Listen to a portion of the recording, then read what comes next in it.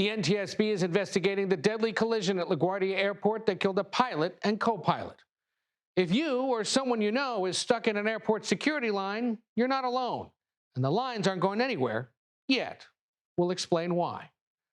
Deal or no deal? Iran says, well, at least some in Iran say no. The president says yes. We'll deal with it. And the perfect men's college basketball bracket no longer exists. But one of our guests has tips to get you through the later rounds of the madness.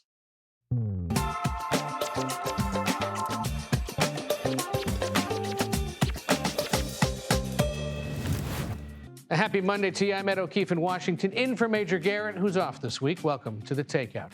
A deadly collision at LaGuardia Airport late last night has rattled travelers nationwide. Just before midnight, an Air Canada passenger jet slammed into a fire truck. The pilot and co-pilot of the plane died. At least 41 others were hospitalized. The National Transportation Safety Board is investigating what led to the accident and why the fire truck was cleared to be on the tarmac as the plane landed. And all this comes as the nation's airports face increasing chaos due to the nearly 40-day shutdown of parts of the Department of Homeland Security, most notably the TSA. You are looking live at Atlanta's Hartsfield-Jackson Airport, where thousands of people are snaking through security, waiting several hours throughout the day to do so. This scene's playing out at dozens of big airports nationwide as thousands of TSA workers are calling out, given they're still not being paid and are set to miss another paycheck on Friday unless Congress acts.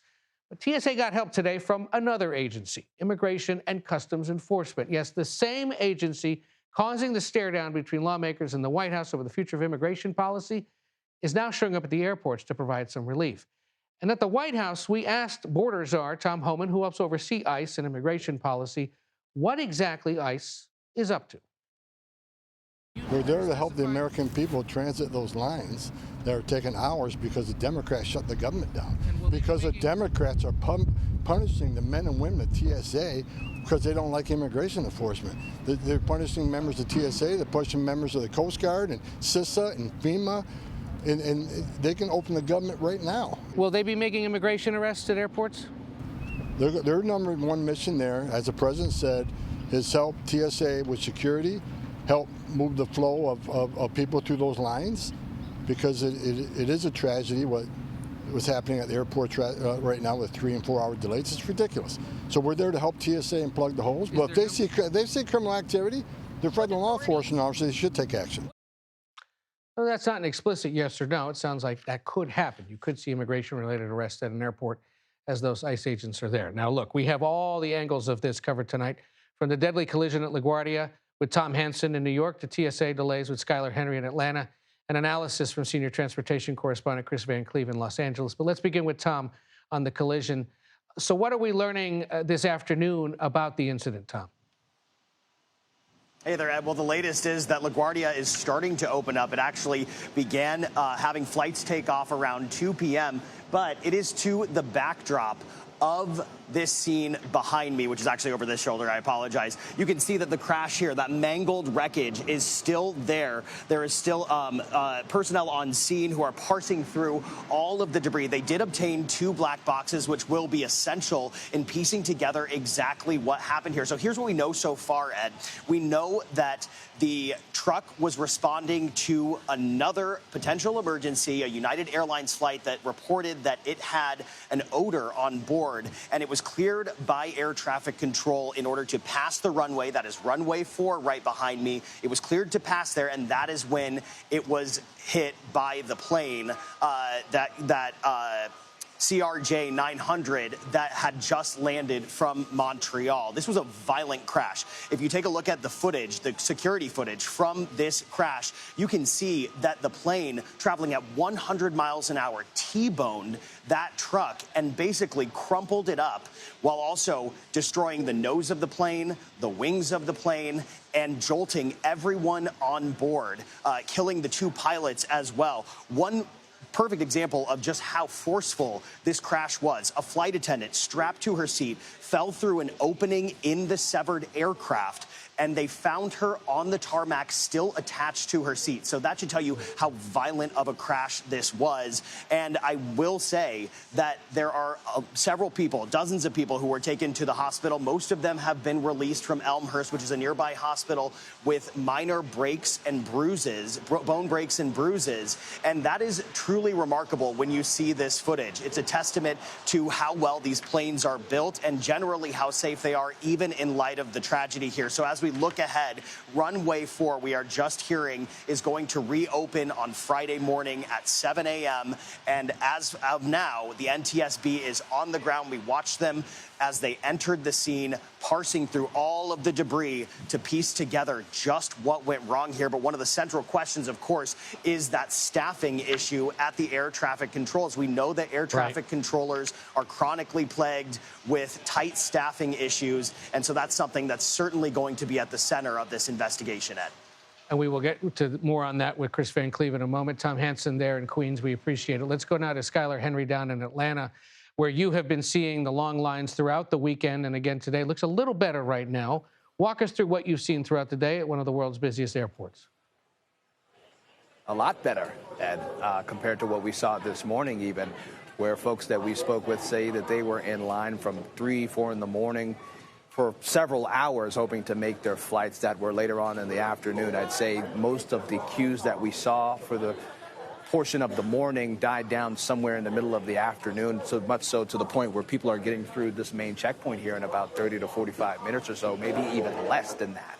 And I think that a lot of people say that they are concerned about what travel looks like, because really this is a bit of a whack-a-mole game, right, in terms of the queues that we have seen at many of the airports across the country, not only here in Atlanta, but also Bush down in Houston, as well as the airport in New Orleans, even Newark, for example, seeing those long lines. We were here yesterday where folks told us that they were here in line for 5 and 6 hours, missed their flights, and then had to rebook all over again. So really a lot of logistical challenges for a lot of travelers here. We should point out, ICE officers are here as well. For the most part, they have been patrolling the terminals here, not really doing much as it relates to interacting with travelers for the most part. I think a lot of people were concerned in terms of the posture that these agents would bring to what they call hotspots, 14 airports all throughout the country at least.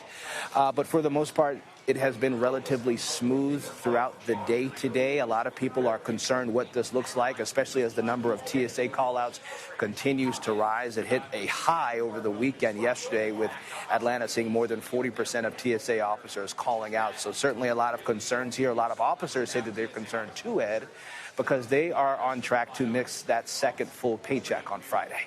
Yeah, Skylar Henry did feel for those people who waited 5 or 6 hours only to miss the flight. We thank you for being there and appreciate you reporting through the weekend and through today. So let's discuss all of this just complete transportation madness with a guy who covers it well, senior transportation correspondent Chris Van Cleve, who's out at LAX. Let's start with the situation at LaGuardia. NTSB is going to work through what exactly happened, but I know one of the things you've raised intrigue about today, at least, is staffing in that tower specifically. Yeah, Ed, I think the NTSB is going to look at the totality of this accident, and you can't do that without really zeroing in on what was going on inside that air traffic control tower. When you listen to the audio of not only the event on runway 4, but the United flight that aborts its landing and then has an odor which turns into an emergency, and then even after the accident, where the same controller is now dispatching planes to various gates because the airport has been shut down, what you're struck by is it's one guy juggling a whole lot of stuff. And, as soon as that United plane aborts that landing and then suddenly starts having an odor issue, like the number of things that are going on that he's now juggling start to just multiply and multiply. Chris, let's play that. Let's play that bit for people. Yeah, let's play this for people, because we have the audio of the moment the controller realizes what happened, and it's worth listening to. Let's take a listen. That wasn't good to watch. Yeah, I know. I was here. I tried to reach out to my staff, and we were dealing with an emergency earlier, and I messed up. No, man, you did the best you could. That is the controller who allowed the truck to pass through and the plane to land, correct? Who says I messed up? Yes, that's our understanding. And this is fairly after the accident. So, this is a person who has just witnessed a very traumatic accident. In most circumstances, you would think you'd want to relieve that person with a different controller so the controller could take care of themselves, right? But this guy stayed on the job for quite some time after that accident, ensuring that the other planes got back to the gates safely.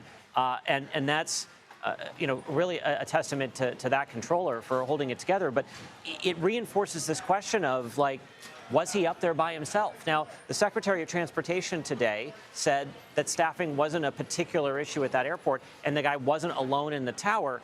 But that may not mean there were a bunch of controllers on the line dealing with flights. So the NTSB is going to want to understand that. And it's the same questions, Ed, that came up during the DCA crash a little over a year ago. Controller workload and controller staffing, these are big questions again today. It would sound like 13 or so months later, 14 months later almost, the concerns haven't necessarily been addressed if you have a guy still sitting there an hour after this happened, fielding flights and not able to process it or even begin writing down or processing what had just happened for the sake of the investigators. Quite something. It certainly begs a lot of questions that the NTSB is going to need to answer. And, there is a staffing issue with air traffic control generally. They are thousands of controllers short. The New York airspace is particularly complicated. So you can't just surge controllers in there to add some resiliency. It can take a year or more to certify a controller to operate in New York. Right. So controllers who started working to get ready to work in the New York City area last January are probably just about now actually fully certified to do that. Right. Real quick, 20 seconds. You've been calling out every day the call-outs by TSA agents at the big airports across the country. We have a map that shows this. 42% change in New Orleans yesterday, 41.5% of those staffers in Atlanta, 38% at BWI, 40% of Houston. They're going to miss their paycheck on Friday. How concerned is the aviation industry and those in aviation more broadly about what could transpire here in the next few days? How critical is it for Congress to act? It's very critical. I think the airlines, the flyers are very concerned. People are missing flights. And when you start talking about half of the officers scheduled to work not coming in, it starts to beg a question of, can you staff your checkpoints? If an airport can't staff the checkpoints, that airport essentially is shut down for the day. And I don't think we are too terribly far away from where that starts being a conversation some airports may have to have. Can we even staff our checkpoints today? All in the midst of spring break. Chris Van Cleve out in Los Angeles. Thank you, sir. I know you were working late last night on this crash through the morning. We appreciate it. And we'll be in touch. Sure. Now, in the other big story of today, early this morning, President Trump said he was postponing his deadline for Iran to reopen the Strait of Hormuz or face strikes on its power plants. Here was his justification. We've had very good discussions, very, very good discussions. And you have to understand, I know my whole life has been a negotiation, but with Iran, we've been negotiating for a long time. And this time, they mean business. The president also stood by his belief the war needed to happen in order to prevent Iran from having a nuclear weapon. For decades, Iran refused every opportunity to renounce its nuclear ambitions, and in recent months, its own negotiators bragged to our representatives about having enough material to make nuclear weapons. Iran's missile capabilities were also growing so fast that it would soon have become virtually impossible to stop them. CBS News national security analyst Aaron McClain joins me now here in studio. He also hosts the School of War podcast. Aaron, great to see you. Happy Monday. I know you've been tracking all this stuff. Now, look, he postponed this deadline to reopen, to essentially force Iran to reopen the Strait of Hormuz.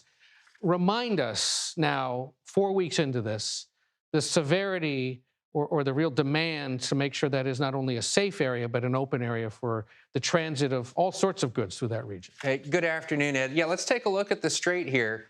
markets have not been reacting well. Energy markets specifically have not been reacting well to the throttling of traffic through this strait, through which about a fifth of the world's oil passes, along with all kinds of other important commodities, fertilizer, helium, et cetera. But then markets really didn't react well to the ultimatum that President Trump issued 2 days ago. He said he was going to be bombing power plants in Iran if Iran did not open the strait today. The markets also were not reacting well to Iran's threats of retaliation. Iran said, if you bomb our power plants, we're going to bomb more energy infrastructure in the Gulf. Moreover, we're potentially going to bomb desalinization plants, which, of course, as you can imagine, in a desert region like this is what the population in the Gulf relies on for drinking water. So we wake up this morning, the president essentially walks this back. He says, we have a diplomatic channel now. There's been some confusion over the course of the day. The Iranians not so quick to confirm that this diplomatic channel exists. We'll see how that shakes out. But we have a diplomatic channel to get the strait open and potentially to resolve the conflict overall. So it remains to be seen right now. Does this strait get open through diplomacy,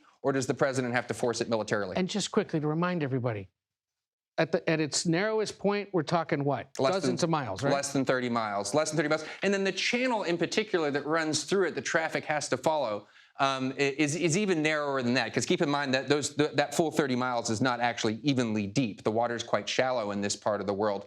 So the actual channel are these 2-mile wide tracks, essentially, with a little bit of open water in between them that the ships actually have to stick to. Interestingly, the Iranians have opened another route that runs closer to their coast that apparently, if you're willing to do deals with them, you can get your stuff through. And there's a small number of ships going through in that fashion right now. Is there anything we were threatening to blow up, say here or over there, that would have been within sight of the strait or would have helped disrupt whatever it is the Iranians were threatening to do? Well, so what has been happening really... If I'm allowed to touch your touch screen, by the way. Please, we'll make this collaborative.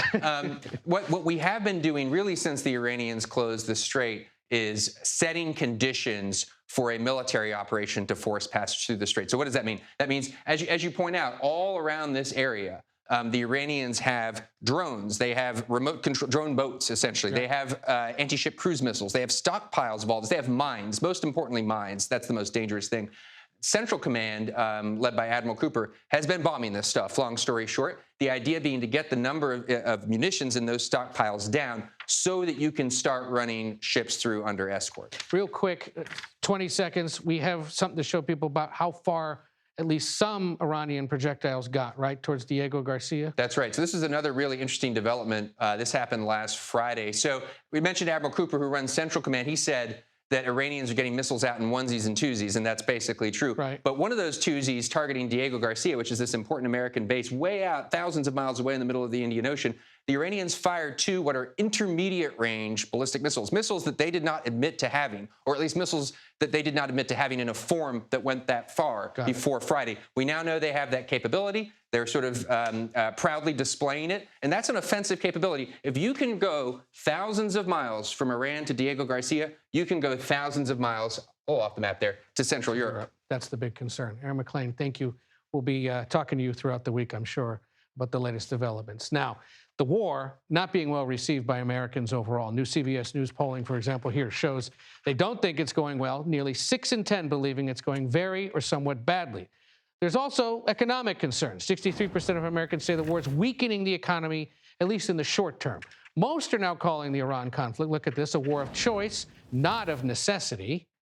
And most believe the Trump administration still hasn't clearly explained the ultimate goal of the war. So for more, let's bring in CBS News Executive Director of Elections and Surveys, Anthony Salvanto.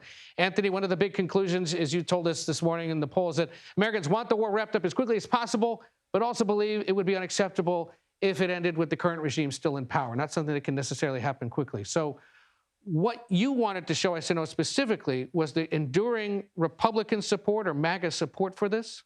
Yeah, because it answers one of the central political questions back home. You know, you mentioned support, you mentioned people who don't think it's going well. Let me show you the people who do think that this is going well. Start with this. Here's your 84% among Republicans. But I'm going to break that down a little further and show that to you among people who call themselves members of the MAGA movement. And they're at 92% support, approve of this. And the reason I say it's one of the central political questions, Ed, is you and I have discussed, This is something that wasn't necessarily what they expected during the 24 campaign, but how are they receiving it now? That positive rating is in part due, and maybe this isn't a surprise for that MAGA base, to their strong support and confidence in the president. So let me show you this. This is confidence in Trump's making the right decisions on the conflict. But for MAGA Republicans, you see 3/4 say they have a lot of confidence, even, add the rest who have some. It's that personal connection and just larger context on issue after issue, including military ones, including what happened in Venezuela. We have seen the MAGA base back the president, partly because of that personal connection. And I'm going to add this really quick. It's about the U.S. standing in the world.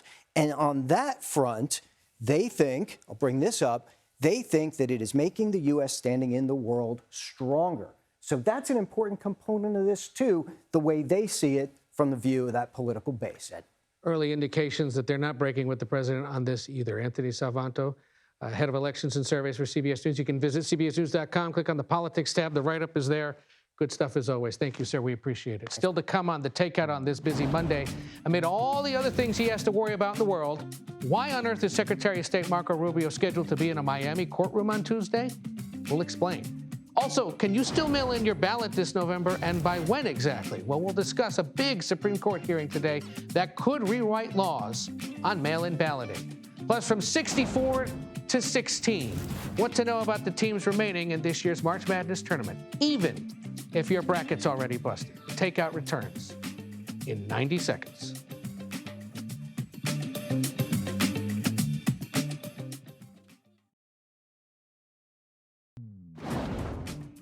Welcome back to the Takeout. Secretary of State Marco Rubio is scheduled to testify tomorrow in the trial of his former roommate. Former Miami area Republican Congressman David Rivera is accused in a long-running investigation of secretly lobbying on behalf of the Venezuelan government. Prosecutors say a Venezuelan oil company gave him $50 million in exchange for help in ending American sanctions. Rivera denies all wrongdoing. CBS News Miami's Jim DeFede has tracked this case for years and the relationship between Rubio and Rivera, and he joins us now with more from South Florida. Mr. DeFede, great to see you. You interviewed then Senator Rubio about this back in 2022. I want to play the audience a little bit of what he had to say. Have you ever had a conversation with David Rivera regarding his representation of Venezuela? No, but I can tell you this, that it had nothing to do with me. None of those articles. The only reason, every single one of those articles gratuitously mentions that the guy and I were roommates in Tallahassee over a decade and a half ago. It's just silly. But have you ever actually asked him, what are you doing representing? You're an outspoken critic of Maduro and Venezuela. Have you ever called him out on this? I've seen the articles. I've never discussed it with him. How does that denial from now Secretary Rubio hold up today? Well, technically, he is right when he said that he did not discuss his representation of Venezuela, because at the time, Marco Rubio says he didn't know he was representing Venezuela, that he had that secret $50 million contract to represent the Venezuelan government. Now, it is disingenuous for him to then say that it has nothing to do with him, because it has everything to do with him. And that's why he's testifying tomorrow morning in federal court, because the real purpose of hiring David Rivera by the Venezuelan government was, in essence, according to prosecutors, to gain access to Marco Rubio because they were such close friends. And the Maduro regime wanted to figure out a way to have sanctions lifted by the United States against the country and ease things along. And they thought that David Rivera and his relationship to Marco Rubio could play a role in that. Did I hear that they wanted to have Maduro testify in this case? They did. As soon as he was captured, Rivera's defense team immediately subpoenaed him to come in. And of course, you know, Maduro's attorneys let it be known that they would be pleading the Fifth Amendment and refused to. But that's not the only person they tried to bring into this case. They also subpoenaed Susie Wiles, White House chief of staff, and Kellyanne Conway, former advisor to Donald Trump. They were throwing out all of these crazy subpoenas, hoping that it would cause enough embarrassment to the Trump administration that Donald Trump would then put pressure on the Justice Department to get rid of this case, which a lot of people are sort of amazed that this case has survived. The one subpoena that has held up has been the Marco Rubio subpoena. And again, he will be testifying in this case against his former longtime friend. And we should point out there's no allegation of wrongdoing against the now Secretary of State, but Rivera and him were roommates and co-owners of a home in Tallahassee when they were both state lawmakers, right? They were. I mean, their relationship goes back 30 years. When Marco Rubio was 21, 22 years old, he and Rivera were volunteers on, and you'll appreciate this, Ed, being from Florida back in the day, from Lincoln Diaz-Balart, Congressman Lincoln Diaz-Balart's first campaign for Congress in 1992. Rivera and Rubio were volunteers on that campaign way back in the day and have been friends ever since. That is a fascinating reminder of the longevity of some in South Florida politics, and we'll see if this settles the long-running saga of David Rivera for Marco Rubio as, you know, who knows? Maybe he gets ready for something bigger come 2028. Jim DeFede of CBS Miami, I know you'll be following it. We appreciate you previewing it for us today. We'll be in touch. Coming up, the Supreme Court is hearing yet another case out of Mississippi that could have huge implications for the rest of the country. This is one of those stories from today, not getting as much attention as it probably should, but we're going to talk about it coming up because we care about such things here on The Takeout.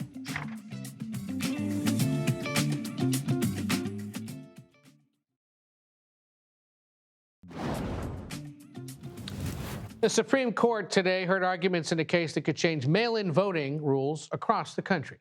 The case stems from a challenge by the Republican National Committee to a Mississippi law allowing a 5-day grace period to receive mail-in votes postmarked on or before Election Day. The RNC says the law conflicts with federal election statutes. Mississippi's Republican-led government says it's a state's right to set their own rules.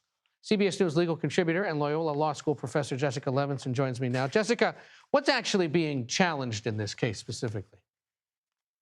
So exactly what you said. It's Mississippi's law, and let's be honest, every other state that has a similar law that allows for this grace period. So there are more than a dozen laws that say some version of, as long as your ballot is postmarked by Election Day, then it doesn't need to be received until sometimes it's 5 days, sometimes it's 10 days, but some period after. The question is whether or not that conflicts with federal law. Federal law says that Election Day is the Tuesday after the first Monday in November. Now, does having an Election Day mean that you have to vote and have your vote received by local election officials on that day, in which case the state law and the federal law conflict, or does it allow states to have this sort of grace period? Last thing I'll say in terms of what's really at issue here, we know under the Constitution, states get the first bite at creating election laws. States set the time, place, and manner of elections. But then, Ed, as you know, the second sentence in the Elections Clause, but Congress can make other laws. The question is really whether or not this is another law, a conflicting law. And in listening to the arguments today, it sounds at least the conservative justices, or those appointed by Republican presidents, had a lot of questions about sort of verifying how we know that a ballot was actually cast on or before Election Day, even if it ended up in the mail days later, right? That's right. I have to be honest that I think I'm in a little bit of the minority here in the sense of most of the reporting I saw after the 2 hours of oral arguments indicated that the conservatives were pretty much united in their skepticism for the reasons in part that you talked about. I thought that this was about kind of 4-3-2 in the sense of, I do think there are two conservatives at least, Chief Justice John Roberts and Justice Amy Coney Barrett, who had tough questions on both sides, particularly focused on the idea of if states can't allow a grace period after Election Day, can they allow early voting? I heard the Chief Justice and again, Justice Barrett being a bit concerned about what does this mean not just for those later votes, but for the earlier votes as well. Are we going to take that discretion away from states? We will see when they rule as late June or early July. Jessica Levinson, as always, I am so impressed by you and your analysis of all this and the fact that you could distill it into plain English. I appreciate it. We'll talk again soon. But we are joined now by Mike Hurst, who's the general counsel for the Republican National Committee and also serves as chairman of the Mississippi Republican Party, which was also suing alongside the RNC to get this law kicked out. Thank you for being here. Thanks for having me. Broadly explain the argument for why you want this law to go away. Well, I think it comes down to three things. It comes down to restoring trust in our electoral system, providing confidence to voters that their vote's going to count, and then finally giving finality and certainty to people that the election is complete and that the ballot box is secure. And I think that's the point in doing this. As Jessica said, yes, the Constitution gives states the ability to regulate elections, but the Constitution also says that Congress has the ultimate word in saying what that is. And here, for 180 years, Ed, Congress has said Election Day in federal elections means Election Day, not a grace period, not election period, not election week, not election month. Election Day means Election Day. But what it says is Election Day is that first Tuesday of November. That's right. Why not just push Congress to pass a law that more explicitly lays this out? How many times do we have to ask Congress to pass laws? They've passed a law. It says Election Day. Well, they didn't pass it. It was in the Constitution. No, they passed the law that says Election Day is Election Day in 1845. Then they came back in 1872 and said Election Day, again, is Election Day. Now, states have done different things over the years, but for 180 years and then reaffirmed 150 years ago, Congress said, hey, guys, Election Day means Election Day. You know there's somebody out there watching going, wait a second, this guy's a Republican lawyer working for a state Republican party and the Republican National Committee, and I thought Republicans were the party of states' rights and that this kind of stuff was supposed to be left to the states. Yep. What's your beef with this part of letting a state figure things out? I'm the party of constitutionalism, and the Constitution says what it says. It says the states absolutely can regulate this, but it also says Congress has the ultimate say. And at the end of the day, whether you're states' rights or not, we should all be hoping that our justices interpret the Constitution as it is written. You sat through this argument today. I did. She says 4-3-2. What do you think? It's really great questions. You know, Justice Gorsuch really brought out the fallacy in the state's argument that once a ballot is cast, that means once the voter marks the ballot and hands it off to the postal system, then that's an election. Now, what happens if that ballot never makes it to the government? There's no election. Absolutely. Yeah. And Gorsuch asked rightly that not only do you have post offices open 24 hours a day in Chicago, no voting fraud would ever happen in Chicago, I know, but you have... That's meant as sarcasm. You have 24-hour voting in Chicago, and the Postal Service allows the voter to recall his vote. Right. So how is it final if the voter is able to recall his vote? How is that an election? It's not. Clarify real quick. What if you're someone in the military trying to cast the ballot from overseas? I was asked that question today, and here's the deal. Our men and women in military, in a uniform, they know better how to meet a deadline than you and I do. If we are saying to them that they can't cast a ballot in time, I think we're talking down and we're condescending to our soldiers. What if they're otherwise engaged in the battlefield and weren't able to send it in? Well, I think they can. And I think here's the deal. The fallacy with that argument is if they send it in and it's accepted on the 6th day in Mississippi, it's destroyed. It's out. Right. So why do we have 5 days and not 6 days? In the state of Illinois, you have 14 days. State of Washington, you have no deadline. Because of the rolling absolutely aspect of what they do. So where does it end? I mean, we say it has to end when Congress says it ends. Real quick, is there anything in what the president calls the Save America Act that would more explicitly address this so that perhaps the courts don't have to? No, I don't think it is, but I think it's important that we pass the Save America Act because at the end of the day, part of this case that we argued before the Supreme Court today is about election integrity, and voter ID is all about election integrity. All right. That is a debate that will continue as well. Mike Hurst, thanks for stopping by. We appreciate it. Thank you. We'll probably end up talking to you about this again closer to when that decision comes down. But thanks for stopping by. Coming up, our political panel joins me to discuss the potential political fallout for President Trump over the war with Iran and the prolonged shutdown of the Department of Homeland Security. That is coming up next here on The Takeout.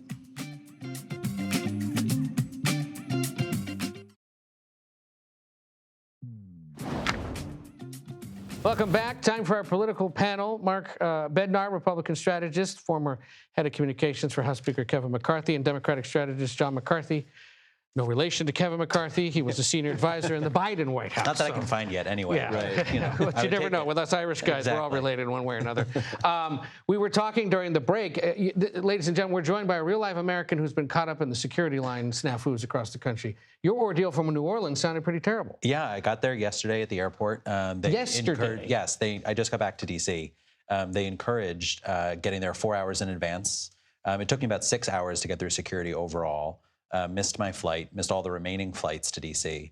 found my way up to New York and took a train back to D.C. this morning. Oh my gosh. Yeah. Jeez. The thing I will say, though, that I don't think is being talked about enough is, by and large, people were actually pretty, kind and civilized throughout the whole thing. I think in a lot of these situations, things can get kind of ugly, and that's not what I experienced yesterday. So, I think that any kind of narrative around this, that there's, disruption in these airports, people are actually kind of kindly looking out for each other. So I got a nice bit of humanity out of that. That's good. That's good.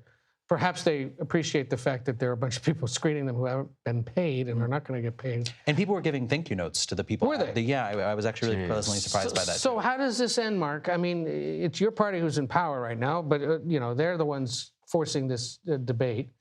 Where does this go? Because if Friday comes and these people aren't being paid again. Right, and we've already seen 400 TSA agents quit. At least. Just walk off the job entirely. It's super, we're in bizarre territory because typically when there's TSA issues, TSA conundrums, that is the forcing mechanism that kind of foists itself upon negotiations to take place. And that's with the rest of the government kind of being already funded. So here with TSA literally being the situation at hand, it's entirely possible. The pressure points are being faced on both parties right now. But the fact that, we're seeing that John has to deal with this, that millions of Americans have to deal with this right now, this is a big concern. And, I think that this could continue to go on because right now, despite the pressure, despite the pain, I don't really see any off-ramps for either side at this moment. So it's just the staring contest continues. But it does feed into a belief, at least among Democrats and those that are not happy with the president. Our polling finds that's most Americans.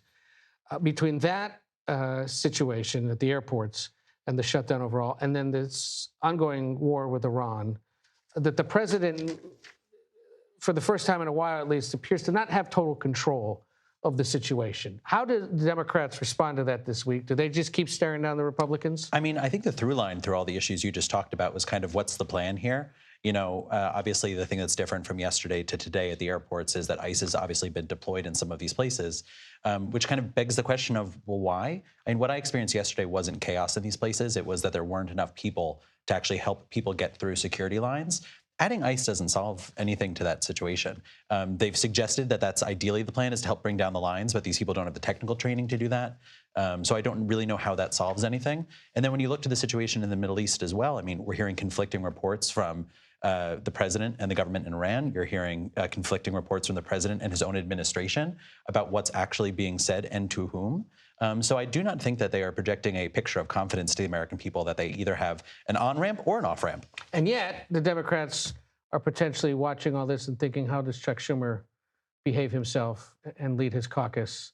So they have some chaos too, right? They certainly do. And it's interesting because even with the first shutdown, Schumer stumbled himself into it, and they didn't really have an off-ramp out of it. And basically, it was a much ado about nothing for 37, right. 40-something days, whatever that was.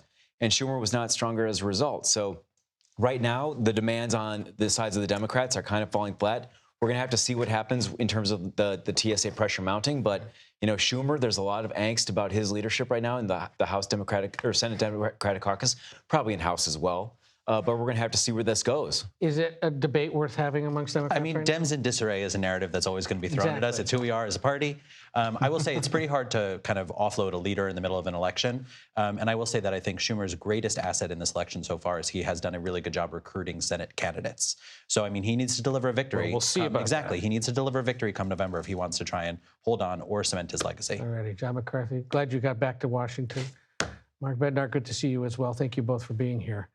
You may appreciate this next segment because, as you know, if you've been watching basketball, St. John's survived the buzzer. Florida stunned by Iowa. The Wild March Madness weekend. We will recap that and what to keep an eye on in the next Sweet 16 round. Stay with us. You're watching The Takeout.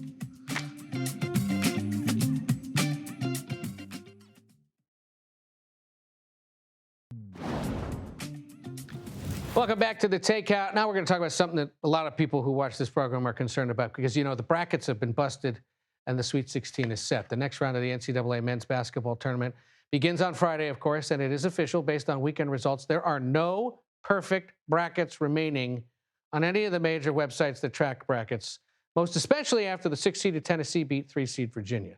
We are joined by CBS sports analyst Mackenzie Brooks, who tracks all things college sports, especially college basketball this time of year.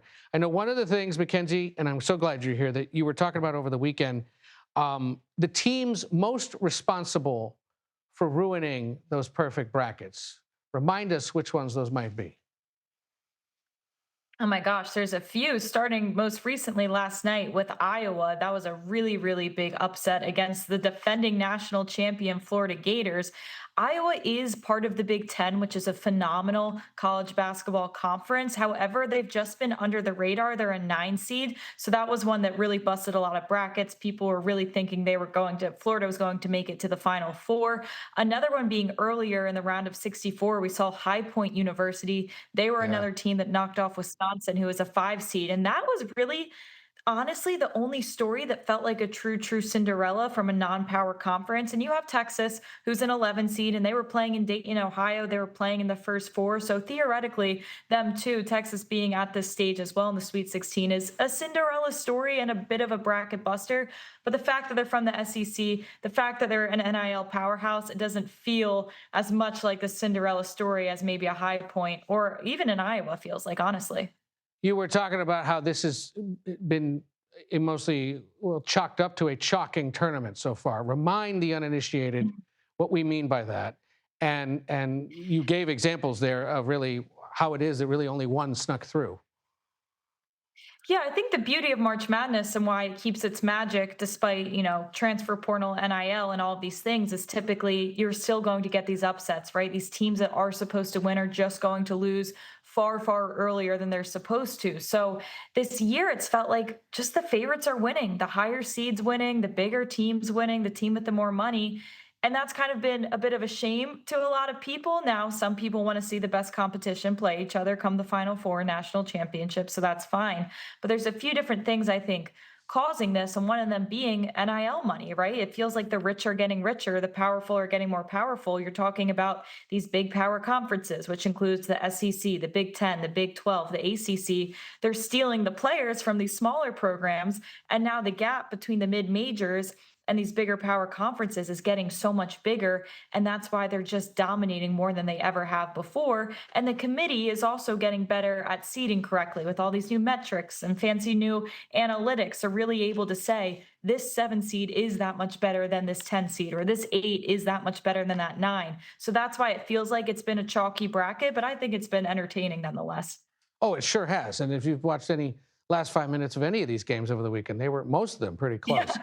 Now, if I'm looking at my brackets and holding my head in my hands because I've lost all my money and all hope is lost, and is there something at this point worth trying to put money on? Do you start a mini bracket with just the 16? Do you just have to start betting on specific things that may or may not happen? Yeah, I think it's still a safe time to pick Final Four teams, right? I think some of them are going to be a little bit more chalky, as we were mentioning, but the West and the Midwest are 2 regions specifically where it feels like it could be anybody's game. I think in the Midwest, you look at Iowa State, who's a 2 seed. So obviously the 2 seeds are going to be a little better value than your 1 seeds. You talk about the East region with Duke, who's the #1 overall seed, but with their injuries, they haven't looked 100% themselves. So thinking about potentially taking 5 seed St. John's to beat them, or 2 seed UConn to make it out of that East region to the Final Four in Indianapolis.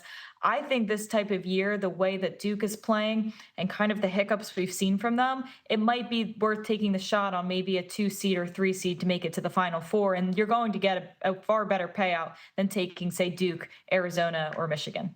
Huh. I may have to play some new bets then. All right. Mackenzie Brooks, thank you so much for joining us. Good luck with the rest of the tournament. We'll have you back at some point to talk about the finale, and then we'll look ahead to college football. We'll appreciate it. But that does it for today. Thanks for watching. I'm Ed O'Keefe. Major Garrett on vacation all week. Stay tuned. The Daily Report is coming up next.